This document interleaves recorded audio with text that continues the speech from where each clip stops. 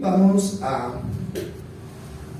hacer la conclusión de la parábola del sembrador. Hemos venido estudiando por varios días este tema y para hoy tenemos la parte más importante, creo yo, y es lo que tiene que ver con el fruto, ¿no? El buen fruto. ¿Cómo dar buen fruto? ¿Cuál es el fruto que Dios espera de nosotros? ¿Y qué pasa si no damos el fruto que Dios espera? Esas tres preguntas las vamos a responder esta mañana y yo le invito a que usted se interese por este tema, ya que es algo que nosotros tenemos y necesitamos hacer. Está bien saber cuál es el problema por el que no se da buen fruto, pero lo más importante es cómo puedo dar ese fruto que Dios espera en mi vida. Vamos a ir a Mateo 13:23, ahí comenzamos el estudio esta mañana y en este pasaje encontramos la declaración que el Señor hace sobre este tema. Mateo 13:23 dice: las semillas que cayeron en la buena tierra representan a los que de verdad oyen y entienden la palabra de Dios y producen una cosecha 30, 60 y hasta 100 veces más numerosa de lo que se había sembrado. Muy bien. Aquí el Señor nos habla de un porcentaje, ¿no? Ahí hay un porcentaje y es 30, 60 y 100%. Está diciendo, por cada semilla sembrada deben haber 30 más, por cada 60 semillas, por una semilla deben haber 30, 60 y hasta 100 por cada semilla. Ahora, ¿qué significa este porcentaje? No sé si usted se ha puesto a pensar en esto en algún momento cuando estudió este tema. Ahora, esto no quiere decir que Dios le va a exigir a unos más y a otros menos. Eso tiene que ver con el proceso de crecimiento y madurez del cristiano, que es similar al de una planta o al de un árbol. O sea, vamos a imaginarnos esto. ¿Por qué? Porque cuando Jesús toma el árbol o la planta para ilustrar esta enseñanza, es precisamente quiere llevarnos hacia allá, ¿no? Hacia tomar este ejemplo. ¿Qué pasa entonces cuando un árbol se siembra?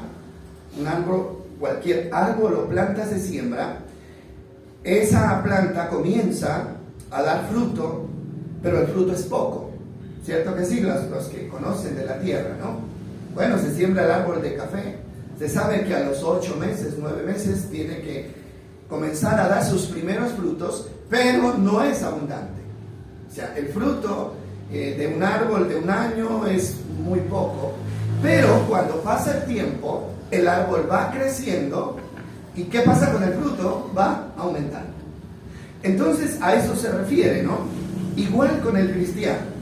Cuando apenas se convierte y conoce a Dios, el fruto puede ser poco, pero en la medida en que pasa el tiempo, debe ir creciendo y mejorando su fruto, tanto en cantidad como en calidad. Sí, me estoy haciendo entender, ¿verdad? Eso es lo que Dios espera de nosotros. Ahora, ¿cuál es el problema? El problema es que a veces, o sea, se pasa el tiempo establecido para comenzar a dar el buen fruto, pero no se ve. O sea, el árbol es como que se quedara pequeño y dando algunos frutos, ¿no? Pero entonces nos damos cuenta de que ese árbol no está cumpliendo con las expectativas del dueño o del agricultor. ¿Qué es lo que el agricultor espera de un árbol? Espera que crezca, ¿cierto?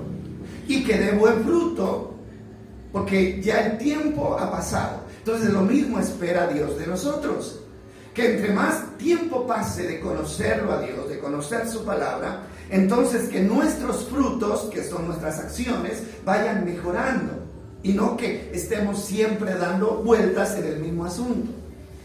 Segunda de Pedro, y esta cita quiero que la leamos en la Reina Valera, segunda de Pedro 1:5, vamos a leerla en la versión Reina Valera.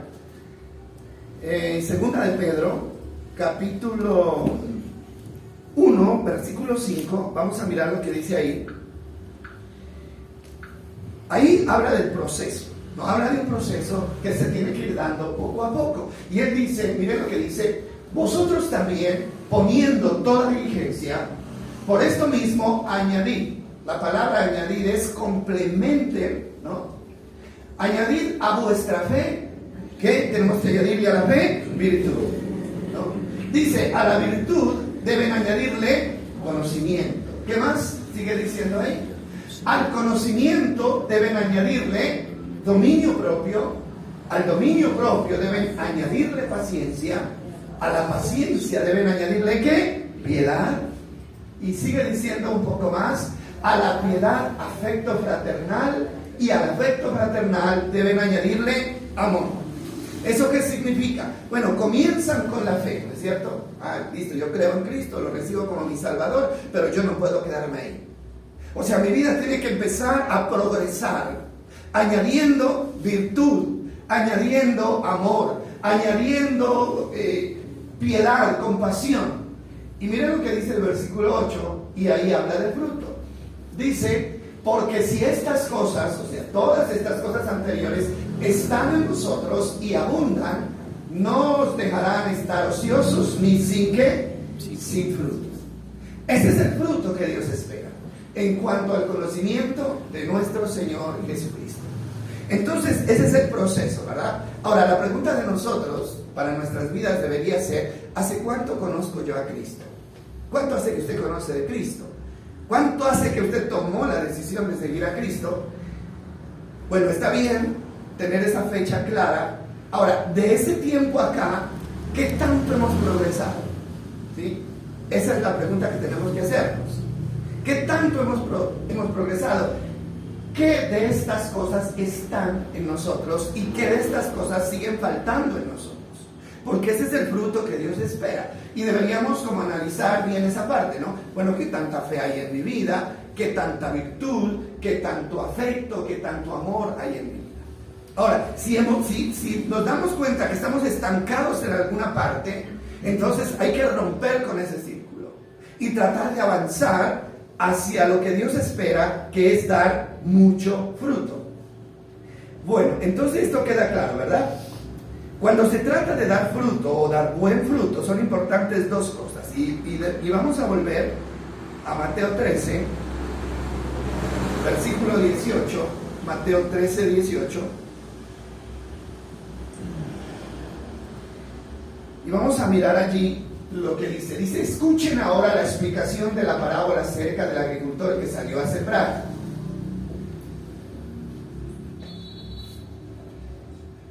El 19 dice, las semillas que cayeron en el camino representan a los que oyen el mensaje del reino y no lo entienden.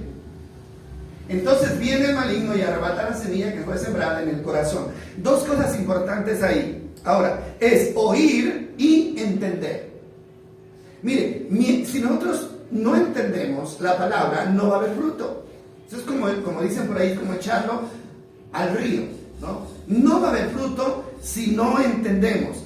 Ahora, entender es tener clara la revelación de Dios. Porque Dios tiene una revelación, ¿no? Dios tiene una revelación. Y es la misma revelación para todos. Entonces nuestro esfuerzo tiene que ser oír y entender. Ahora, solamente oír no es suficiente. Hay gente que dice, vamos a oír la palabra, ¿no? A mí me gusta oír la palabra. Pero déjeme decirle que eso es importante, es el primer paso, oír. Pero la segunda pregunta es, ¿entendí lo que oí? Porque un mensaje o una orden que se oye pero no se entiende, no sirve para nada. ¿O sí? ¿Quién es capaz de cumplir fielmente una orden que oyó pero no entendió? No la puede cumplir. Entonces, eso lo tenemos que tener claro. Para Jesús era muy importante que la gente entendiera. Por eso usaba las parábolas, ¿no? Y en ese mismo pasaje, los discípulos le preguntan a Jesús y dice, bueno, ¿por qué es que usted usa tanto las parábolas? Le preguntaron a Jesús y Jesús les dice, a ustedes les daba a entender las cosas de Dios, pero Pero les dice a los otros, no, y ellos necesitan entenderlo, por eso usamos las parábolas. ¿Ustedes saben qué es una parábola? Bueno, es una figura literaria que se usa en la Biblia para ampliar la explicación o para hacer entender a la gente el mensaje. ¿Cómo eran las parábolas de Jesús? Jesús siempre tomaba algo de lo normal, de lo familiar, de lo que la gente conocía, para tratar de ilustrar algo espiritual, como en este caso, ¿no? ¿De qué está hablando? Habla de un sembrador, de un agricultor que va y siembra semillas. Pero a él no le interesaba que la gente aprendiera a sembrar semillas. A él lo que le interesaba era que la gente aprendiera a entender el mensaje que Dios quería darles en el sentido espiritual. No sé si me hago entender. Entonces, una parábola es tomar algo material para ilustrar algo espiritual, ¿sí? Entonces, cuando él habla de semilla, habla de la palabra. Cuando habla de sembrador, habla del que predica la palabra. Cuando habla de oír, habla y de entender, habla de tener clara la revelación de Dios. Entonces, hermano, tenemos que dar ese salto nosotros como creyentes, y es dejar de estar satisfechos porque leemos o porque escuchamos. La satisfacción debe darse en el momento en que usted esté seguro de que entiende la palabra. La entendí, entonces dese por bien servido. Pero si usted no entiende, entonces debe volver a lo mismo, intentar de nuevo hasta tener clara la revelación de Dios. Entonces, Jesús sabía que si la gente no entendía, no pasaría nada. Y es por eso, hermano, que la gente oye palabra de Dios todo el tiempo. Porque en este tiempo, hermano, si algo hay en la vida es palabra de Dios, ¿sí o no? Anteriormente era muy escasa la palabra, ¿no? Hasta las Biblias eran escasas. Pero hoy en día, hermano, la palabra de Dios está por todos lados, ¿sí o no? En la casa, en la radio, en la televisión, en las redes sociales, en la iglesia, donde usted vaya, inclusive a veces ahí del otro lado de nuestra casa, hay gente predicando la palabra. El problema no es falta de palabra, el problema es falta de conocimiento de esa palabra. Y ahí es donde nosotros tenemos que hacer énfasis. Por eso Jesús decía, bueno, oigan, pero entiendan. Es necesario que ustedes entiendan la palabra de nuestro Dios. Yo pienso que el propósito de todos los maestros de la Biblia, llámense pastores, apóstoles, como quieran llamarlo, debe ser el conocimiento de la palabra, llevar a la iglesia el conocimiento de la palabra de Dios.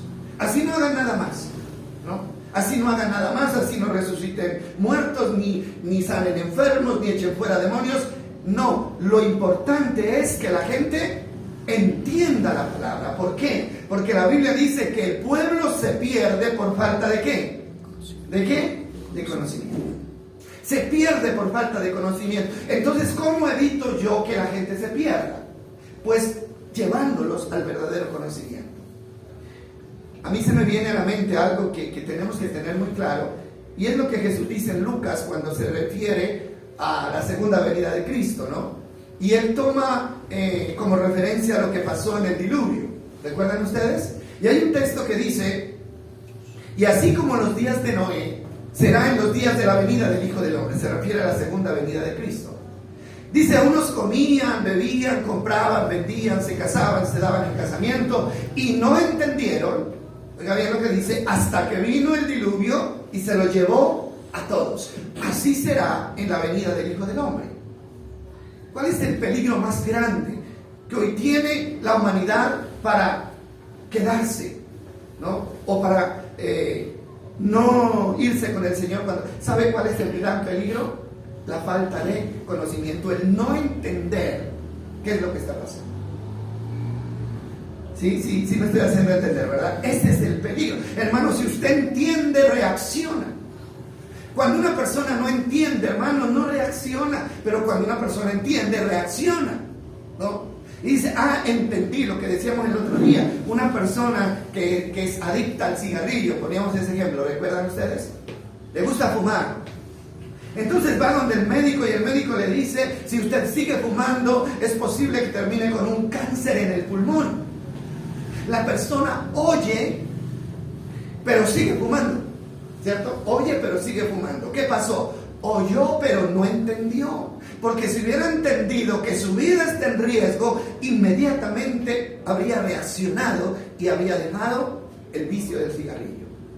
Y cuando Dios dice, dejen la injusticia, dejen el rencor, dejen el resentimiento, dejen la violencia, o sea, ámense los unos a los otros, el que entiende este mensaje reacciona y le pone freno a esas situaciones.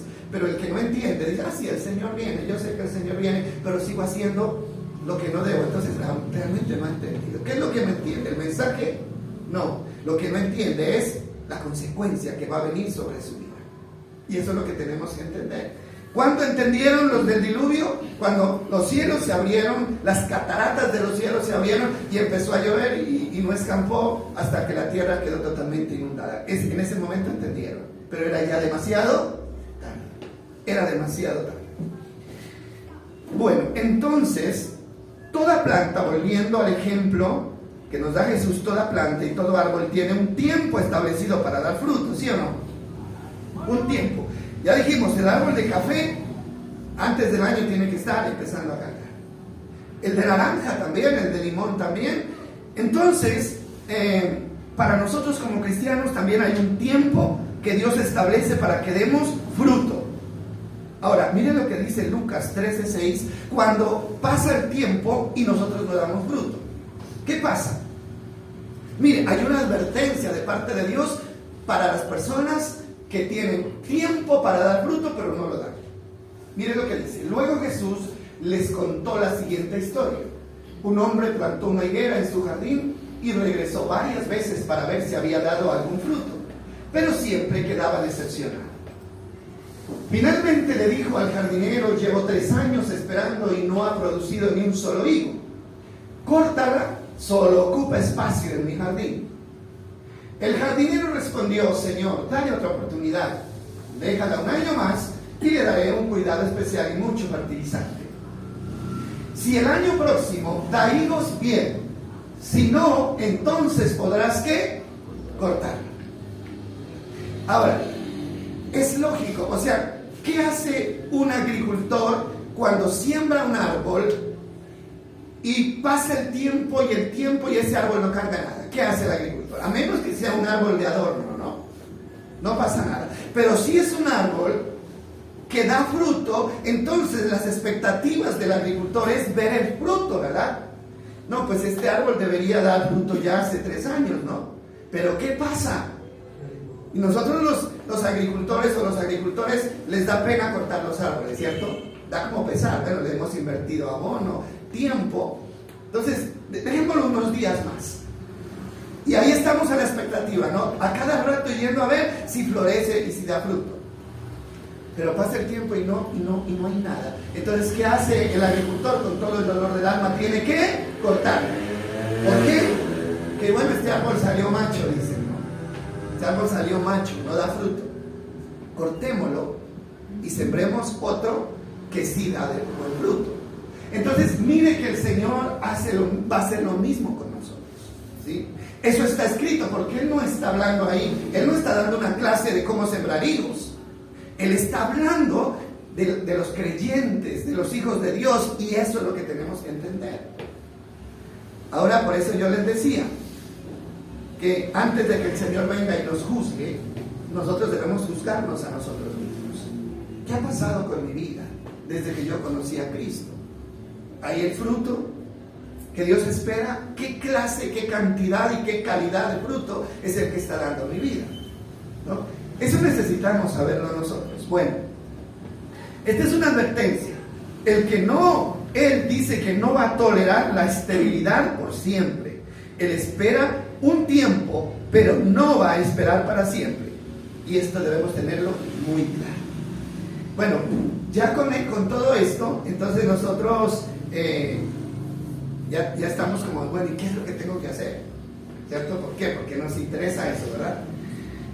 Bueno, entonces vamos a mirar otra parábola que está en el Antiguo Testamento. Ya la hemos visto, pero necesariamente tenemos que verla. Es Isaías capítulo 5, versículo 1 al 7. Aquí en Lucas dice, si da fruto, bien, y si no, ¿qué tiene que hacer finalmente? Cortar. Isaías, este fue un mensaje dado al pueblo de Israel, al pueblo judío. Dice así: ahora cantaré para aquel a quien amo un canto acerca de su viña. Acá eran higos, en Lucas eran higos, acá son uvas. Mi amado tenía una viña en una colina rica y fértil. Aró la tierra, le quitó las piedras y sembró en ellas las mejores vides. En medio de su viña construyó una torre de vigilancia y talló un lagar en las rocas cercanas. Luego esperó una cosecha de uvas dulces, pero las uvas que crecieron eran, ¿qué dice? Amargas.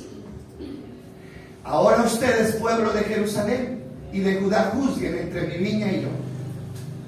¿Qué más podía hacer yo por mi viña que no haya hecho ya? ¿Por qué cuando esperaba uvas dulces mi viña me dio uvas amargas? Déjenme decirles ahora lo que haré con mi viña. Echaré abajo sus cercos y dejaré que se destruya. Derrumbaré sus muros y dejaré que los animales la pisoteen. La convertiré en un lugar silvestre donde no se podan las vides ni se renueva la tierra. Un lugar cubierto de cardos y espinos. Ordenaré a las nubes que no dejen caer la lluvia sobre ella. Esto es muy triste, ¿verdad? O sea, ¿qué viene a la mente usted cuando lee esta parábola? Hermano, una finca que acabada. ¿Se dan cuenta ustedes? Una finca acabada. Con árboles secos, con monte, ¿no? El monte comiéndose las matas. No hay cerco, el que quiere puede entrar y puede hacer lo que quiera. Ese es más o menos el panorama. Ahora, hay que tener en cuenta una cosa. Dios proporciona todo lo necesario. Primero, ¿no? ¿Qué dice? Dice que despedregó la tierra, la aró, la preparó. Dice que sembró, las vides eran muy buenas, las mejores vides. Y esperaba que diera, ¿qué? Uvas dulces, pero dio uvas amargas. Ahora, el problema no era de Dios, porque Dios hizo todo lo que tenía que hacer. Sí lo entendemos, ¿verdad? Entonces el problema es este, hermano. Dios ya ha hecho todo lo que tenía que hacer por nosotros, y como ya hizo todo, Él espera que haya buen fruto en nosotros. ¿Qué ha hecho Dios por nosotros en este momento? Miren, dice que nosotros sabemos que Dios dio a su propio Hijo, ¿no? Envió a Jesucristo, ¿para qué? Para salvarnos, para limpiarnos de nuestros pecados. Así como ese terreno se limpió de lo malo, de las piedras y de la maleza, así Dios limpió con su sangre nuestro corazón. Esa es la posibilidad que tenemos, ¿sí? Ahora, Dios no solamente vino Jesús para limpiarnos, sino para enseñarnos. Él nos enseña, nos da luz, nos muestra el camino, y como si eso fuera poco, Él envía al Espíritu Santo, ¿para qué? Para que esté con nosotros y nos ayude en cada momento de nuestra vida, en nuestras debilidades, ¿no es cierto? Ahora sí, la pregunta es, ¿qué más podía hacer Dios por nosotros? Nada más. Todo estaba en las manos de ¿quiénes? De nosotros. Y el Señor dice, yo ya hice todo lo que podía hacer por ustedes. Ahora, y es justo que yo espere que haya buen fruto en ustedes. Es justo que yo espere que haya buen fruto. Ahora, si no hay buen fruto, entonces, ¿cuál es la opción que le queda a Dios? ¿Cuál es? Quitar su protección. Dios tiene esperanza en nosotros. Dios tiene esperanza en usted. Dios tiene esperanza en mí. Óigame bien esto. ¿Saben? Ahí en la historia dice que Él hizo un lagar, ¿no? Sembró, cercó, hizo un lagar. ¿Ustedes saben qué es un lagar? El lagar era el lugar donde se procesaban las uvas para hacer vino. Es como ahora el beneficiadero del café, ¿no? Entonces, si Él hace un lagar o un beneficiadero, era porque Él esperaba poder beneficiar su producto ahí y sacar el producto. Él esperaba eso. Pero el pueblo de Israel decepcionó a Dios. Entonces Dios dice, yo no puedo seguir invirtiendo más en este pueblo, no tengo más que invertir, no hay nada más que hacer por este pueblo, solamente me queda quitar el cerco, y el cerco es la protección de Dios. Hermano, y cuando nosotros quedamos sin protección de Dios, entonces el enemigo aprovecha y hace leña con nosotros. No hay protección de Dios. Pero ¿por qué nos exponemos a esto? Porque no hay fruto. Porque Dios espera buen fruto. Ahora sí, la pregunta número 1, la pregunta del millón: ¿cuál es el fruto que Dios espera de nosotros? Porque eso sí tenemos que anotarlo, ¿verdad? Y empezar a trabajar ahí. Versículos 5 al 7 de Isaías dice: déjenme decirles ahora lo que haré con mi viña. Echaré abajo sus cercos, dejaré que se destruya, derrumbaré sus muros, dejaré que los animales la pisoteen. El 6 dice: la convertiré en un lugar silvestre. Bueno, esa ya la habíamos leído. Leamos el 7, y el 7 dice: la nación de Israel es la viña del Señor de los ejércitos. Hoy, ¿quién es el Israel espiritual? Somos nosotros. Este mensaje es para nosotros. Dice: el pueblo de Judá es su agradable huerto. Él esperaba una cosecha de justicia, pero en cambio encontró opresión. Esperaba encontrar rectitud, pero en cambio encontró gritos de violencia. Ahí hay dos cosas que definen el fruto que Dios esperaba. ¿Cuáles son? Justicia y ¿qué más? Rectitud. En cambio, dice, él esperaba una cosecha de justicia y encontró opresión. Esperaba rectitud y encontró clamor y gritos de violencia. Entonces el fruto, según esta parábola, se reduce a dos cosas, que son justicia y rectitud. Eso es lo que Dios espera de nosotros. Él ya hizo lo que tenía que hacer para que en nosotros se produzca justicia y rectitud. La justicia es uno de los frutos más importantes y más esperados por Dios. Usted ha leído la Biblia, y en la Biblia la palabra justicia es una palabra muy frecuente, ¿no? Los justos, los injustos. Es una palabra muy frecuente ahí. Injusto, ¿qué es injusto? Injusto es dejar de darle a los demás, o es quitarle a los demás lo que les pertenece. Esto es injusticia, ¿sí? Miren lo que sigue diciendo el pasaje. ¿Qué era lo que estaban haciendo ellos? Dice: qué aflicción para ustedes, oiga bien, que se apropian de una casa tras otra y de un campo tras otro, hasta que todos quedan desalojados y ustedes viven solos en la tierra. ¿Cómo se llama eso en términos de aquí de nuestra nación? Ustedes escuchan este término todos los días en la televisión: desplazamiento forzado. ¿Qué está pasando aquí en Colombia? ¿Desplazamiento qué? Forzado, ¿verdad? Sí. Esta semana estaba trabajando con una señora allá de Guido, y es una señora que ha venido de otro lado. Es indígena la señora, ¿no? Y ella me estaba contando la historia y me dice: mire, nosotros tenemos una finca de 6 hectáreas en el Cauca, 6 hectáreas. Pero nos despojaron de esa tierra. Nos la quitaron. Ni siquiera podemos aparecernos por ahí, ¿sí? Y mire dónde estamos ahora, ¿no? No tenemos donde vivir, algo propio, y una persona como de 65 o 70 años ya tiene que estar trabajando y ganándose dinero. Ahora, ¿por qué? Porque alguien obró en injusticia, porque hubo alguien injusto que despojó de algo que le pertenecía a una persona para quedarse con esa propiedad. Y es lo que dice acá: gente que despoja a los demás y comienzan a amontonar bienes uno tras otro, ¿sí? Pero mire lo que va a pasar con esas personas al fin. Dice: pero yo he oído al Señor de los ejércitos celestiales hacer un juramento solemne.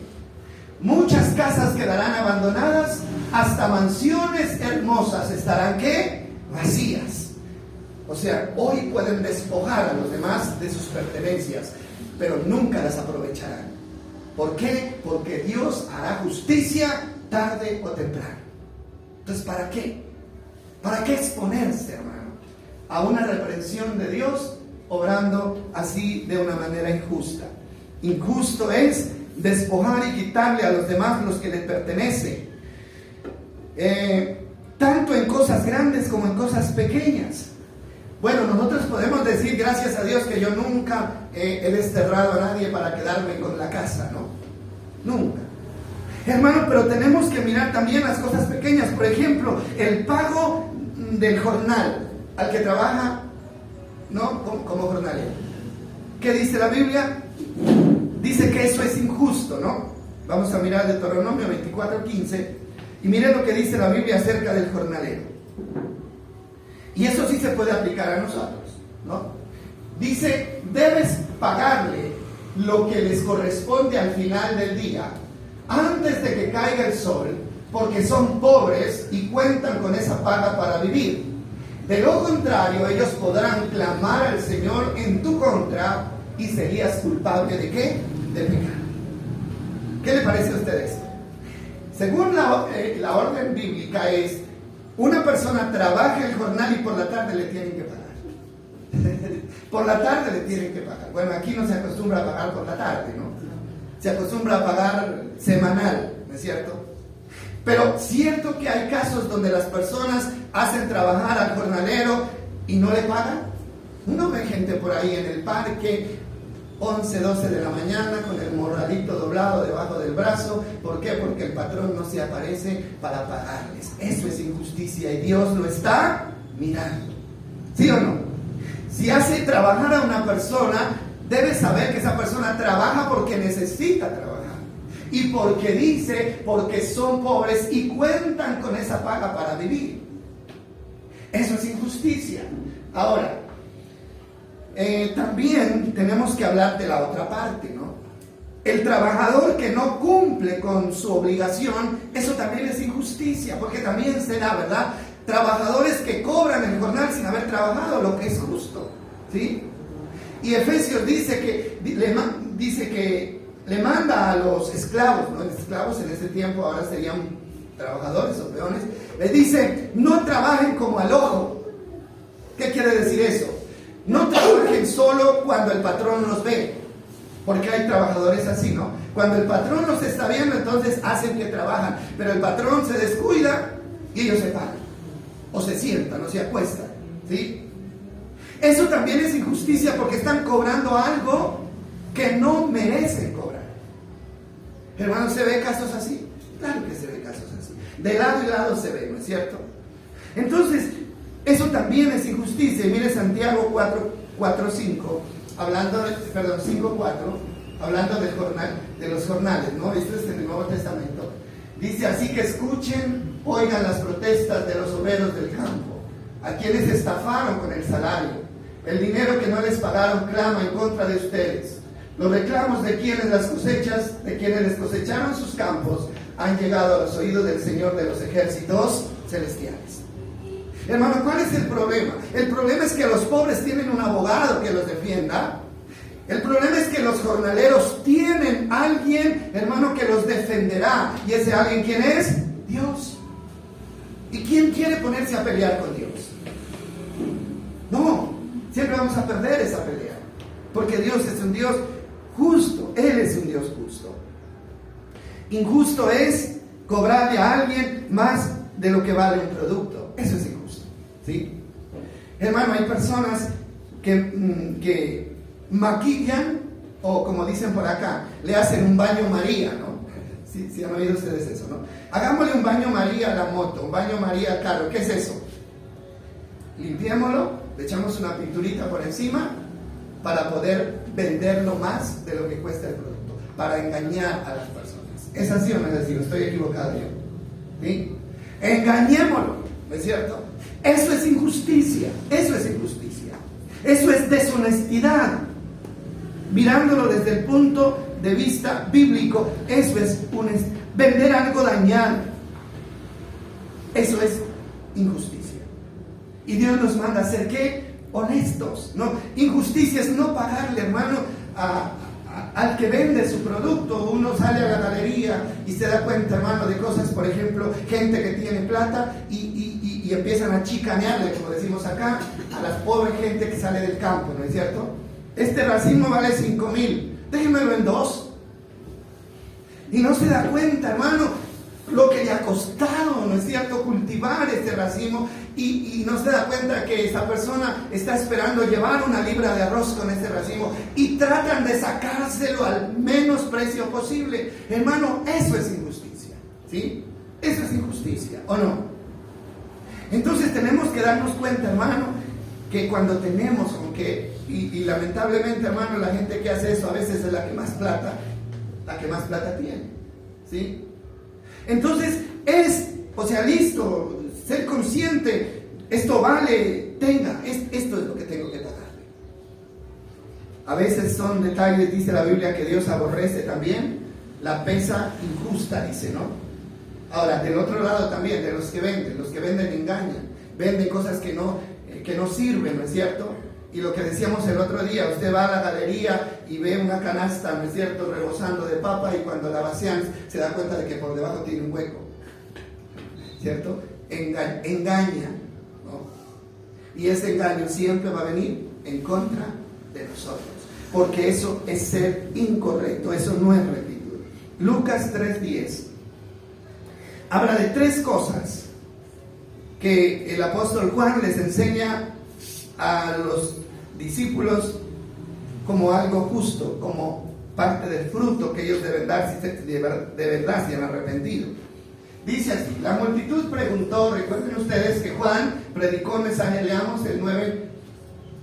Miren lo que dice: ahora mismo el hacha del juicio de Dios está lista para cortar las raíces de los árboles. Así que todo árbol que no produzca buenos frutos será cortado y arrojado al fuego. Eso lo dijo Juan ¿a quiénes? A las personas que iban a escucharlo predicar a la orilla del río Jordán. Entonces la gente se asustó, porque de verdad, hermano, cuando hay una amenaza de ser cortados, tenemos que reaccionar. Y ellos dijeron: ¿cómo así? ¿Vamos a ser cortados y echados al fuego? Entonces se asustaron y preguntaron. Versículo 10. Las multitudes preguntaron: ¿qué debemos hacer? ¿No? Esa es una buena pregunta que todos deberíamos hacernos constantemente. ¿Qué debemos hacer? Y la respuesta está ahí. Juan contestó: si tienes 2 camisas, dale una a los pobres. Si tienes comida, comparte con los que no tienen, con los que tienen hambre. ¿Qué significa eso? Justicia. ¿Sabe qué quiere Dios? Que no hayan unos que coman y otros que no coman nada. ¿Qué quiere Dios? Que no hayan unos que tengan con que vestirse y otros que anden desnudos. Eso a Dios no le agrada. ¿Sabe? Por eso cuando la iglesia primitiva, la iglesia apostólica comenzó, ¿cómo comenzó? Dice que ellos todos contribuían, y entre el pueblo no había ningún necesitado. ¿Por qué? Porque todos contribuían para que todos tuvieran lo mismo. Hoy en día es muy complicada esta situación. Entonces, justo es que darle al que no tiene, no quitarle. No quitarle. Aquí hay un dicho aquí en Colombia, y es: en Colombia los ricos cada día se hacen más ricos y los pobres cada día se hacen más pobres, ¿sí? Ahora, cuando hablamos de ricos, pues hablamos de la gente que tiene muchísima plata y ni siquiera saben en qué invertirla. Entonces, estamos viviendo ese tiempo, pero entre nosotros no debe ser así, ¿sí? ¿Qué más? El versículo 12 dice: hasta los corruptos recaudadores de impuestos vinieron a bautizarse y preguntaron: maestro, ¿qué debemos hacer? ¿Quiénes eran los cobradores de impuestos? Eran los judíos que estaban a cargo de cobrarle los impuestos a su mismo pueblo, y no les cobraban lo que era justo, sino que les cobraban más para guardarse. Y ellos vinieron, ¿y qué les dijo Juan? Y les contestó: no recaude más impuestos de lo que el gobierno requiere, ¿sí? Bueno, si alguien pregunta: bueno, ¿qué tengo que hacer? Entonces, haga lo correcto, haga lo justo. Si a usted le dieron trabajo y le pusieron una tarea por cumplir, cúmplala, ¿no es cierto? Cúmplala. Y no trate de sacar más de lo que realmente vale su trabajo, porque eso ya sería deshonestidad. Eso sería no ser correcto, ¿sí? Entonces él les dijo: conténtense con lo que les paga el gobierno. Hay una versión que dice que no extorsionen, ¿no? O sea, no se adueñen de lo que no les corresponde, ¿verdad? Entonces, hay gente, hermano, que ya tiene su salario, y tienen buenos salarios, y salen a hacer huelga para pedir más salario todavía, ¿sí? Entonces, hermano, a eso es que se refiere. Ya tienen la bendición. Conténtense con esa bendición. porque de lo contrario, eso sería injusticia. Versículo 14. ¿Qué debemos hacer nosotros?, preguntaron algunos soldados. Juan les contestó: no extorsionen ni hagan falsas acusaciones y estén satisfechos con su salario. ¿Qué está diciendo? Los que tienen autoridad, policías, bueno, ejército, lo que sea, no se aprovechen de la autoridad para cobrarles a los demás o extorsionarán, ¿no? Listo. Hicieron una infracción de tránsito, entonces la persona dice: no, recíbame estos 50 y déjenme ir. Y ellos, venga para acá. Eso es injusticia, ¿no? Eso es injusticia de parte y parte. Sí estamos claros en esto, ¿verdad? Justo es darle a cada quien lo que le corresponde. Eso es justo, darle a cada quien lo que le corresponde. Y Pablo dice que al que merezca respeto, dele respeto; al que merezca honra, dele honra. Eso es lo que dice el apóstol Pablo. Cada uno lo que le corresponde. Hermano, cuando no hay justicia, hay violencia. Ustedes saben que la injusticia trae violencia. ¿Por qué hoy en día, por qué Colombia está llena de grupos subversivos? ¿No? ¿Sabe por qué? Porque hay injusticia de parte de los gobiernos. Porque los gobiernos se enriquecen, se quedan con el recurso del pueblo y el pueblo, cruzado de brazos, legalmente no puede hacer nada porque ellos están acaparando todo. Entonces, ¿qué hacen, hermano? Esta indignación lo lleva a armarse, lo lleva a formar grupos que se levantan con violencia a reclamar lo que les corresponde. Si en Colombia hubiera justicia, no habría violencia. ¿Para qué? Yo voy a tomar un arma, ¿no es cierto?, para obligar a los demás a pagar sus delitos si están haciendo las cosas bien. Eso pasa en todos lados. La injusticia siempre produce violencia en la familia, hermano, en la familia. Cuando el esposo es injusto con la esposa, eso, hermano, trae incomodidad y termina habiendo, ¿qué? Descontento, violencia. Cuando la esposa es injusta con el esposo, cuando no cumple con lo que tiene que cumplir, eso genera incomodidad y trae violencia, ¿sí? Cuando los hijos, hermano, no cumplen con su deber de respetar a los padres, eso daña la armonía de la casa. Por eso es tan importante la justicia. Efesios 6:1 dice, hablándole a los hijos, ¿no? Le habla a los hijos y mire lo que dice: hijos, obedezcan a sus padres porque ustedes pertenecen al Señor, porque esto es, ¿qué dice? Lo recto o lo justo. Hijos, obedezcan a sus padres porque esto es justo. Un hijo que no respeta a sus padres, un hijo que se rebela contra la autoridad de los padres y los hace sufrir, está viviendo en injusticia. ¿Y sabe qué? Eso tiene un castigo.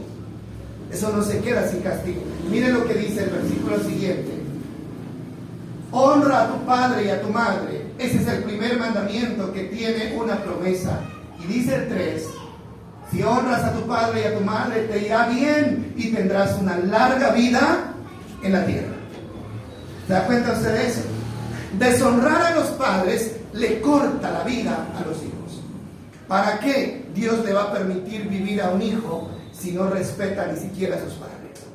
Y una persona que no respeta a los padres no respeta a nadie, absolutamente a nadie.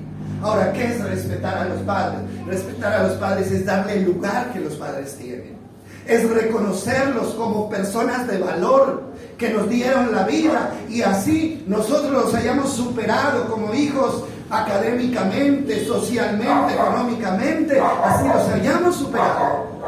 Pero la honra jamás se debe perder. ¿Por qué?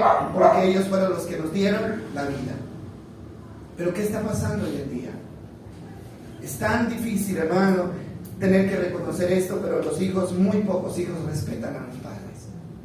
No les importa si los hieren, no les importa si los hacen sufrir, no les importa. Y no se dan cuenta, no entienden, como decimos acá, que están cavando su propia sepultura. Están llevando a cortar sus días antes de tiempo. ¿Por qué? Porque honrar al padre y a la madre dice que traerá larga vida sobre la tierra. Ahora, y eso no es solamente para los muchachos, ¿no? Eso es para todos los que todavía tenemos nuestros padres. Así tengamos hogares formados, familias formadas. Estamos llamados a honrar a nuestros padres. Listo, ya no vivimos con ellos, ya no nos van a dar correa, ¿no es cierto? Pero no los podemos abandonar. No se los puede abandonar de ninguna manera. Porque la tristeza más grande para un padre es sufrir el abandono de sus hijos. Se fueron y nunca una llamada, nunca se pregunta cómo están, no hay atención. Y eso es injusto delante de Dios. Mire, hermano, el principio de la justicia está tan desvalorizado en estos días que las personas se engañan y creen que están haciendo algo bueno. ¿Es así o no es así? ¿Sabe? Las personas se felicitan y creen que son muy inteligentes cuando lograron engañar a otro con un negocio. ¿Sí o no? Ah, no, le vendí esto que estaba malo. Yo sí soy inteligente. Le metí esto que, o sea, como dicen por acá, le di en la cabeza, ¿no? Mire lo inteligente que soy. ¿Se da cuenta usted? La poca comprensión y el poco entendimiento que hay. ¿No se da cuenta, hermano, que cuando se hace injusticia está trayendo maldición a su propia vida? Que tarde o temprano va a venir sobre la vida, ¿sí? Va a venir sobre la vida de cada uno. Entonces, tenemos que pensar en eso, ¿sí? De pronto, si yo digo la verdad, voy a dejar de ganarme unos pesos, ¿no? Listo, mire, este aparato lo vendo, pero está así, así, así. Usted verá si lo quiere comprar, lo compra, y si no, no. Listo, dejé de ganarme unos pesos, hermano, pero me gané la satisfacción de haber actuado con honestidad, ¿sí? Me gané la satisfacción. Hermano, ¿sabe por qué? Esto también tiene que ver. De pronto ganamos algo aquí en la tierra, pero eso no nos vamos a llevar para allá. Cuando somos injustos aquí en la tierra, hermano, podemos amontonar algo para nosotros aquí, pero para el cielo nos vamos a llevar solamente la vergüenza de haber hecho las cosas mal. Eso es lo único que nos vamos a llevar de aquí, de esta tierra. No importa, hermano, no importa que nos privemos de algo, hermano, pero la satisfacción de haber hecho las cosas bien es algo que no tiene precio. Entonces, justo es darle a Dios lo que le corresponde. Lucas 20, 22 creo que es el texto, ¿no? Lucas 20, 22. ¿Qué dice? A Jesús le preguntaron un día que si era correcto que pagaran los impuestos al César. Ahora dinos, ¿es correcto que paguemos impuestos al César o no? Ahora, era una trampa, ¿no? Que los fariseos le estaban tendiendo a Jesús. Jesús se dio cuenta de la trampa y dijo: muéstreme una moneda romana. ¿A quién pertenece la imagen y el título grabados en esa moneda? Al César, contestaron.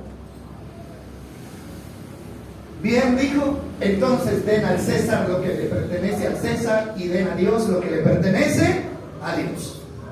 Bueno, ¿quién era el César? El César era un emperador romano que mantenía a los judíos esclavos prácticamente, ¿no? Los estaba esclavizando, los estaba explotando y lo hacía con los impuestos. Ahora, Jesús le pregunta y si él decía que no pagaran impuestos, entonces lo iban a acusar con las autoridades romanas y lo podían perjudicar. Pero ¿qué dice Jesús? Bueno, dice: el gobernador de ustedes es el César. Es el que está en la autoridad ahora. Ahora, denle entonces al César lo que es del César, pero no le nieguen a Dios lo que es de Dios. ¿Eso qué significa, hermano? Nosotros tenemos que rendirle cuentas o tenemos que compartir en dos sentidos, ¿no? Con nuestros semejantes tenemos una deuda, ¿verdad? ¿Cuál es la deuda con nuestros semejantes? El amor, la justicia, el buen trato, ¿no? La honestidad con nuestros semejantes. Y con Dios también tenemos una deuda. Entonces, hermano, no podemos decir yo sí trato bien a la gente, pero para Dios no hay nada. O si yo le dedico tiempo a la gente, pero a Dios no le dedico tiempo. Es claro que dice que a Dios hay que darle lo que le corresponde a Él y a los demás hay que darles también lo que por ley, porque ahí está hablando de una ley, le corresponde. Ahora, ¿es injusto no pagar impuestos? ¿O creen ustedes? ¿Es justo o no es justo pagar impuestos? Claro que es justo. ¿Es justo o no es justo pagar el agua y la luz? Claro que es justo, pero hay gente que no paga el agua. ¿Sí? ¿Sí conocen gente así? No pagan el agua, ¿no es cierto? Y están recibiendo un beneficio, hermano. Si yo estoy recibiendo un beneficio, es justo que yo aporte para eso, ¿no? Y los impuestos, bueno, se los roban. Eso no es problema mío. Eso es problema del que se lo roba. Yo delante de Dios voy a cumplir con lo que me corresponde. Porque a mí no me va a juzgar el César ni el presidente. A mí me va a juzgar ¿quién es? Dios. ¿Sí? Entonces no podemos nosotros dejarnos llevar por el concepto de los demás. Darle a Dios lo que es de Dios y al César lo que es del César. Ahora, ¿qué nos pide Dios? Bueno, Dios nos pide nuestra vida, Dios nos pide nuestro tiempo, nos pide una ofrenda también, ¿no? ¿Sí? Una ofrenda. Entonces, a través de las ofrendas nosotros ayudamos a que la obra de Dios se extienda. ¿Es así o no es así? Entonces, así como pago los impuestos, también tengo que tener en cuenta que debo ayudar a la obra del Señor. Y el apóstol Pablo decía en una de las cartas, cada uno de ustedes, cada primer día de la semana, aparte algo para llevar una ofrenda, decía, de acuerdo a lo que ha prosperado. Eso dice el apóstol Pablo, ¿no? De acuerdo a lo que ha prosperado. O sea, el que tiene más, dé más. El que tiene menos, dé menos. Y el que no tiene nada, pues no da nada. Pero eso también es justicia. Eso es justicia. Y vamos a terminar este pasaje, esta enseñanza, mirando las recompensas de los justos. Para que usted se dé cuenta que vale la pena ser justo. Vale la pena ser justo, así perdamos algo material, pero vale la pena ser justo. Salmo 37, 23, vamos a leer algunos beneficios para la justicia. Usted tiene que creerlo porque Dios lo está diciendo en su palabra. Así que, para que nos animemos, el Señor dirige los pasos de los justos, se deleita en cada detalle de su vida. ¿Qué hace Dios con los justos? Dirige ¿qué? Los pasos de los justos. La dirección de Dios siempre estará con los justos. ¿Qué dice el otro versículo? Vamos a leer 10 versículos. Aunque tropiecen, ¿quiénes? Los justos nunca caerán, porque el Señor los sostiene de la mano. Beneficio para los justos. ¿Qué dice el 24, el 25? Una vez fui joven, ahora soy anciano. Sin embargo, nunca he visto abandonado al justo, ni a sus hijos mendigando pan. ¿Qué hay para los justos? Promesa de provisión para ellos y para sus hijos. ¿Cuál es el miedo de nosotros? Que nuestros hijos queden desamparados, ¿verdad? Y uno trabaja y lucha y lo hace por los hijos. Hermano, está bien que hay que trabajar para que nuestros hijos tengan algo, pero también trabajemos por la justicia, porque eso es lo que hace que a nuestros hijos les quede algo en la vida. Y eso lo dice el salmista: no he visto justo desamparado ni sus hijos, porque la justicia no solamente nos bendice a nosotros, sino que bendice también a nuestros hijos, a nuestras generaciones. Versículo 26: los justos siempre prestan con generosidad y sus hijos son una bendición.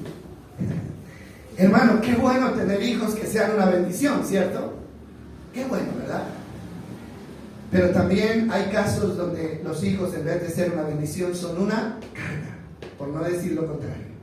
Una carga. A veces los hijos se convierten, hermano, en el dolor de cabeza de los padres. Los hijos se convierten, hermano, a veces son los que quitan el sueño, ¿no? Pero el Señor dice, es la justicia la que hace que los hijos se conviertan en una bendición para sus propios padres. Miren la recompensa. Es buena la recompensa. Versículo 27. Bueno, hay muchas cosas. Aléjate del mal y haz el bien y vivirás en la tierra para siempre. Ahí está hablando, la Reina Valera dice, los justos son los que vivirán en la tierra para siempre. Habla de una herencia para los justos. 28. Pues el Señor ama la justicia y nunca abandonará a los justos. Los mantendrá a salvo para siempre, pero los hijos de los perversos, que dice, morirán. De nuevo ahí hay una maldición para quienes.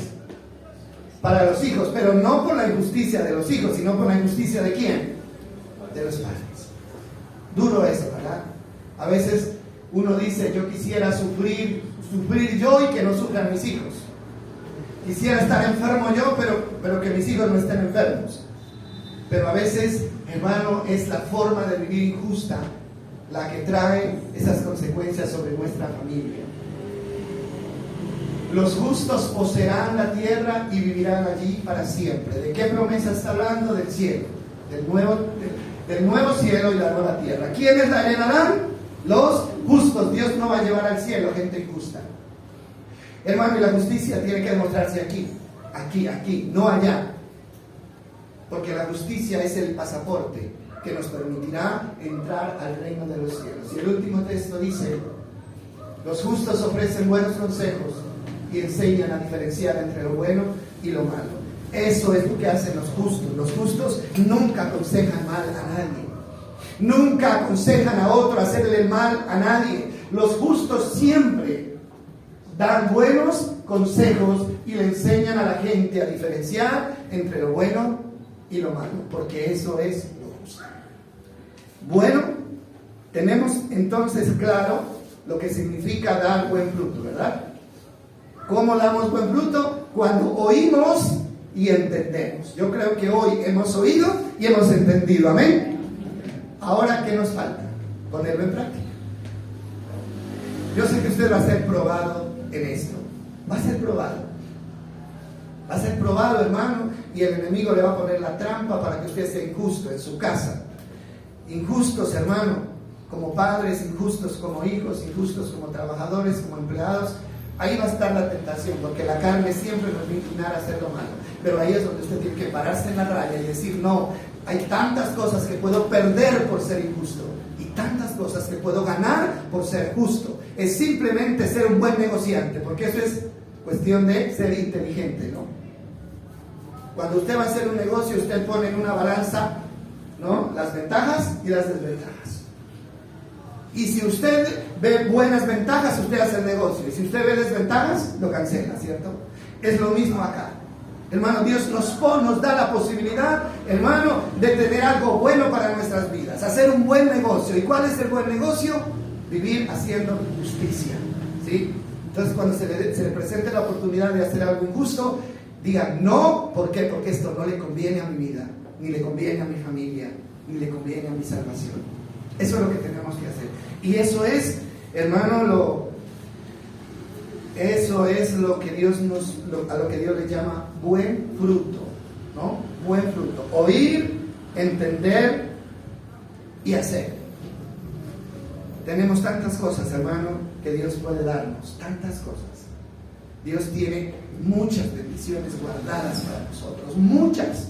Pero, hermano, la condición de vida de nosotros los seres humanos empieza a cambiar cuando nuestra actitud empiece a cambiar, ¿sí? Por fe, por fe. Debemos vivir por fe y andar por fe. Entonces Dios comienza a abrir las puertas de los cielos y a derramar las bendiciones que Él tiene para nosotros. Créanle a Dios, ¿sí?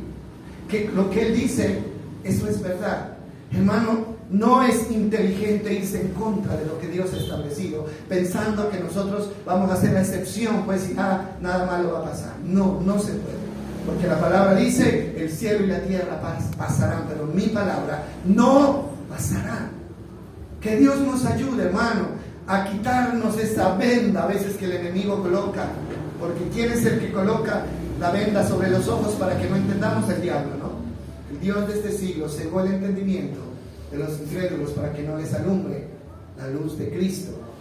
Eso dice la palabra. Entonces, mis amados, hay una cosa importante que usted debe irse meditando. El enemigo está puesto para entenebrecer la mente, para poner la venda para que no entendamos. Eso lo hace Satanás. Pero el Espíritu Santo está ahí para contrarrestar esta acción, trayendo la revelación de la palabra de Dios en nuestras vidas. Amén. ¿Quién oculta la verdad? Satanás. ¿Quién revela la verdad? El Espíritu Santo. Él dice que todos los secretos de Dios son revelados por el Espíritu Santo. Eso está en 2 Corintios capítulo 2 versículo 9, si usted lo puede leer. Dice que Él nos ha revelado su verdad a través del Espíritu Santo. Entonces, agárrese de la mano del Espíritu Santo.